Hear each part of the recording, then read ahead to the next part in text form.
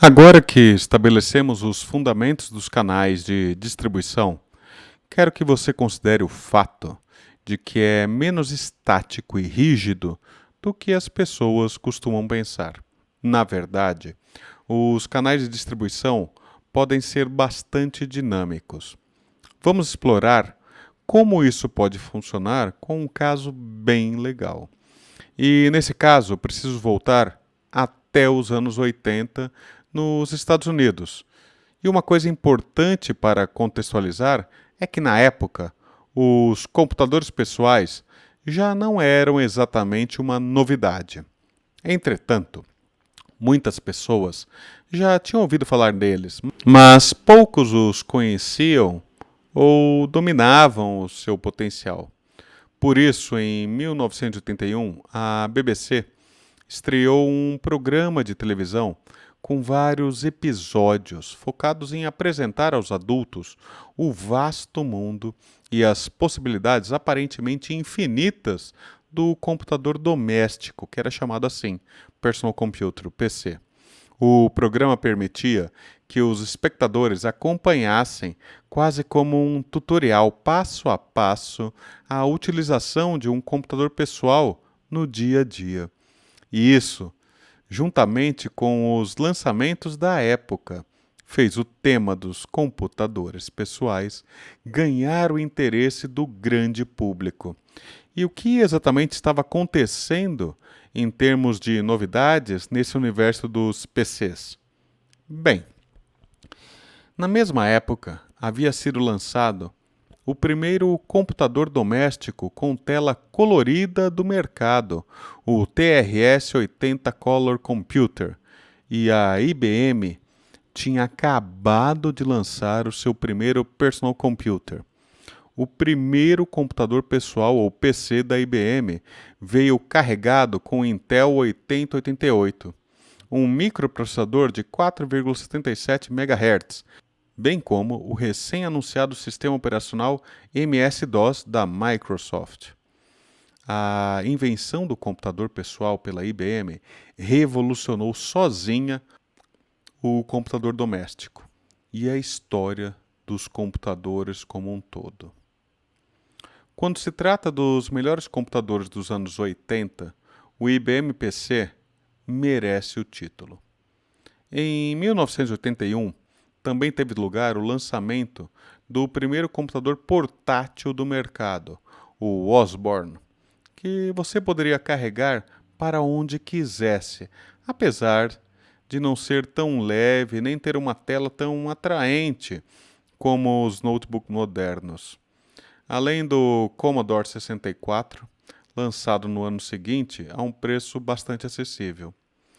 O ano seguinte, 1983, receberia o computador Lisa da Apple, além de acolher a nascente internet por meio do seu protocolo TCP/IP e DNS, com a novidade do CD, o Compact Disc, como novíssima tecnologia de armazenamento e compartilhamento de dados, informações e música.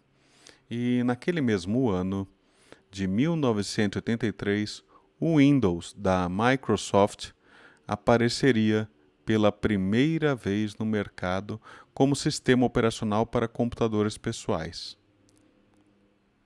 E então, em 1984, surge a Compaq, com um computador pessoal para competir com o IBM PC. Surge também a primeira impressora jato de tinta da HP, para uso pessoal, e o Macintosh da Apple é lançado comercialmente. E esse é o cenário em meio ao universo dos computadores, em 1984. E se você quisesse um computador pessoal, nessa época, tinha que ir até uma loja, um revendedor especializado, uma loja de informática, e comprar um computador. E tinha que ser um que já estivesse no mercado, pronto. Você tinha que literalmente comprar o que o revendedor tinha para oferecer de uma destas empresas. E talvez você não quisesse exatamente o que eles tinham. Talvez você quisesse um monitor um pouco maior ou um processador de uma outra marca, ou mesmo uma memória RAM um pouco maior. Mas talvez não fosse possível. Isso demandaria tempo, dinheiro e muito conhecimento de informática. E talvez o revendedor não soubesse montar nem trocar uma parte específica de um computador para você. E era esse o contexto em 1984. Agora que fizemos um sobrevoo sobre a indústria dos PCs, vamos fazer uma visita ao estado do Texas e à universidade mais famosa daquelas bandas, a Universidade do Texas, e ver o que estava acontecendo em um dos seus dormitórios de calouros, de estudantes do primeiro ano daquela universidade. Bem, lá encontraremos um jovem de 19 anos chamado Michael Dell. E Michael era muito curioso e habilidoso, o que o levou rapidamente a conhecer o mundo dos computadores pessoais, dos PCs. E ele simplesmente adorou tudo isso. E se você é jovem, estudante e um entusiasta de computadores no meio da Universidade do Texas, então você logo vai querer um destes computadores pessoais. E Michael queria um destes computadores, mas não queria um pronto da Tandy Computers, nem um IBM, nem um Commodore 64 ou um Osborne. Tampouco queria um Compaq ou um Lisa Apple. Então, o que ele fez? Ele pensou o seguinte: um computador é como um carro, um conjunto de partes e peças que juntas, numa determinada configuração e design, formam um carro. As montadoras de veículos até produzem algumas dessas partes que consideram importantes, mas, mesmo elas, têm fornecedoras. Assim, acontece com a indústria de PCs. Muitas das empresas produzem algumas das partes que julgam essenciais para o seu modelo de PC, mas diversas outras vêm de fornecedores. Então, Michael foi atrás de comprar peças e partes, como memória, hard disk, placas de vídeo, monitor, teclado, torre, CPU, etc., dos melhores fabricantes que ele pôde escolher nas suas versões mais atuais para o seu PC.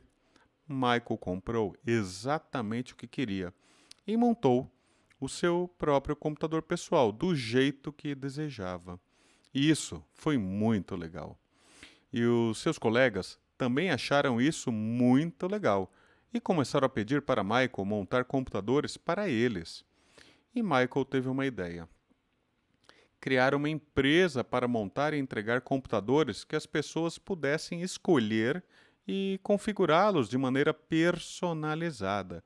E assim, em 1984, com um capital inicial de apenas $1.000, nasce a PCs Limited, que posteriormente viria a se chamar Dell Computers e mais recentemente Dell Technology, baseada em venda direta ao consumidor, usando a internet e canais de voz, com alguma customização e sem intermediários.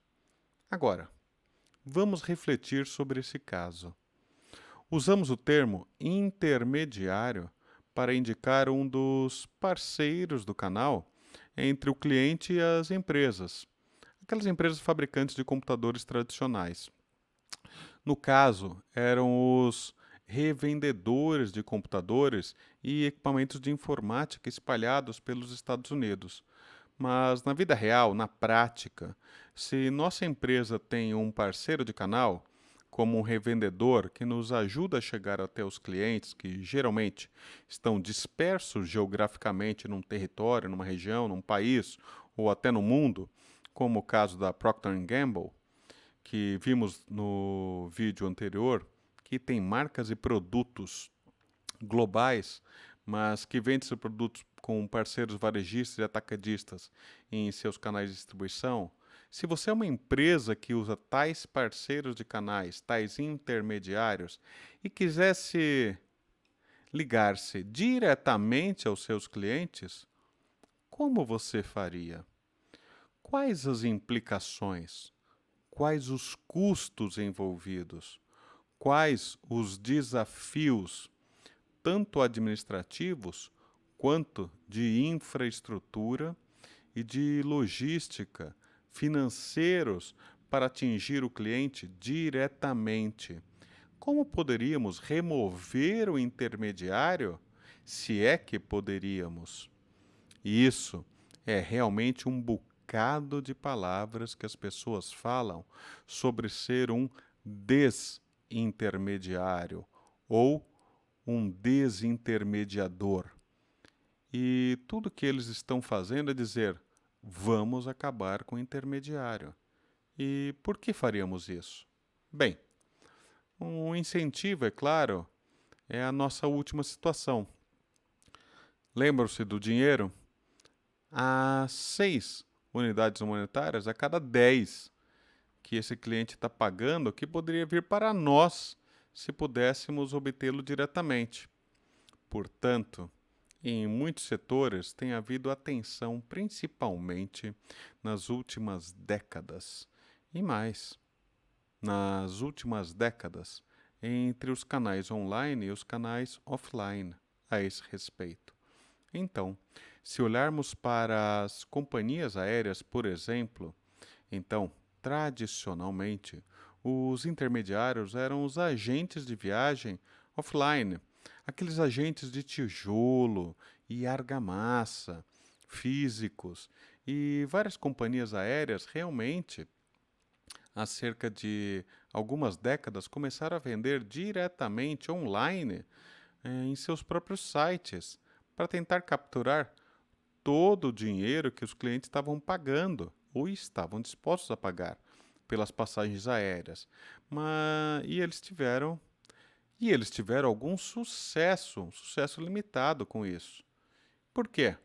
Porque os consumidores disseram: calma, nós não queremos ir a 5 ou 10 sites de companhias aéreas para ficar escolhendo nossas passagens. Na verdade, nós gostaríamos de poder fazer todo o procedimento de compra, reserva e check-in em um só lugar. E isso realmente levou a um reintermediário, que era alguém como um decolar ou como um caiaque, entrando como um agente de viagem online para cumprir essa função. Então, na maioria das vezes, o que você tem agora é algo um pouco mais complexo, que oferece mais opções, tanto para as empresas quanto para os clientes.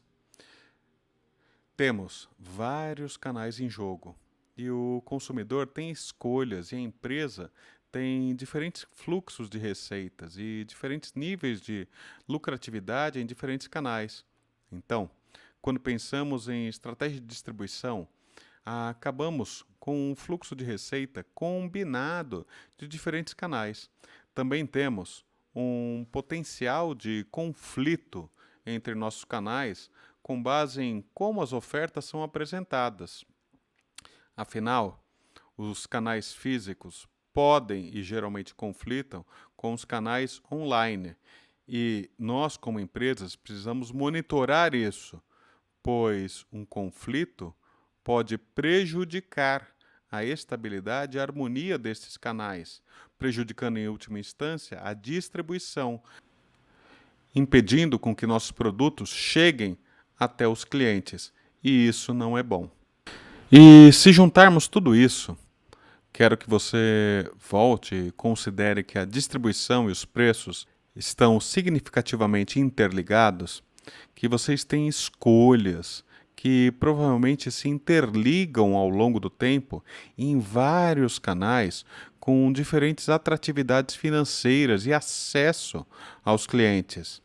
Vocês precisarão fazer algumas escolhas sobre os prós e contras ligados ao tamanho do negócio que vocês desejam ter, como a combinação de escolhas vai se desenvolver e se desenrolar, além de avaliarem o deslocamento de poder entre os elos da sua cadeia de distribuição, a operação e gestão de toda essa rede de distribuição, esteja ela consolidada ou em formação, nunca esquecendo de levar em consideração o acesso aos clientes e o que seu público-alvo aceita e deseja em termos de distribuição em relação à sua marca, posicionamento, estratégia de preços, níveis de produto e diferenciação que abordamos nas videoaulas anteriores. Obrigado e até uma próxima oportunidade.